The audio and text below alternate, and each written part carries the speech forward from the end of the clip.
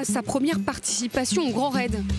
Pour Sophie Blard, 2021 sera l'année de sa 6e diagonale avec les Fous de montagne.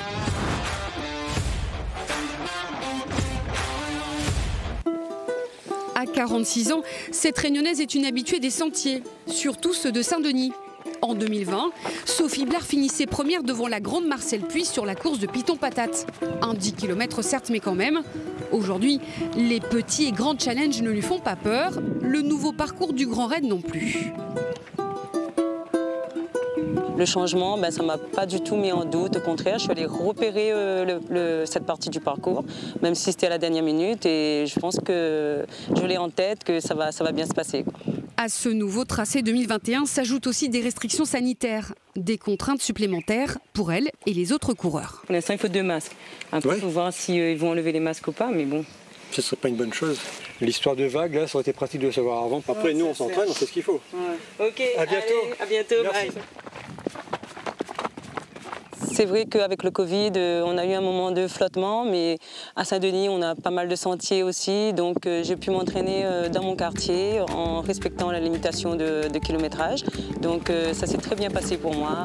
À quelques jours du départ, Sophie Blard continue ses entraînements en solo au quotidien et 2 fois par semaine en équipe avec son club. Faire un petit rappel de vitesse. Le but, c'est pas de faire du gros volume, c'est d'être sur un petit rappel, un petit peu court, on diminue le volume, on garde un petit peu d'intensité. Derrière, on fera 5 à 6 montées d'escalier. Allez, c'est parti, on perd pas trop de temps.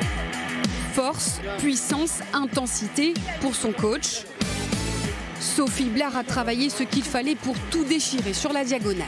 J'espère miser sur elle en tant que première réunionnaise et un petit podium au scratch féminin. C'est l'objectif, avoué. Donc peut-être pas encore au courant, mais le coach aimerait qu'elle fasse le 3e minimum sur le classement féminin. Aujourd'hui, en tout cas, son coach n'est pas le seul à miser sur elle. À ses côtés, son mari, ses 3 enfants, tous épatés par son mental d'acier. Franchement, c'est une année, je sens très bien entraînée, très bien préparée. C'est l'année où elle a fait le plus de kilomètres par rapport à ses entraînements. Donc je pense que ça devrait bien se passer.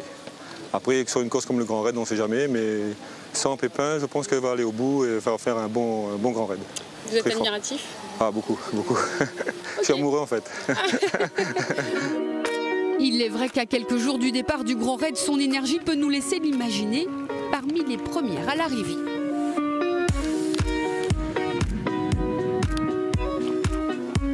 Ça sent bon l'arrivée. Le Colorado, un terrain qu'elle connaît bien, alors pas question de se priver d'un conseil de pro. C'est roulant, et par contre, on va avoir une descente très technique, il faudra faire très attention avec la fatigue. En 2021, Sophie Blard entamera son Grand Raid avec pour seule certitude faire partie des Réunionnaises attendues sur le podium.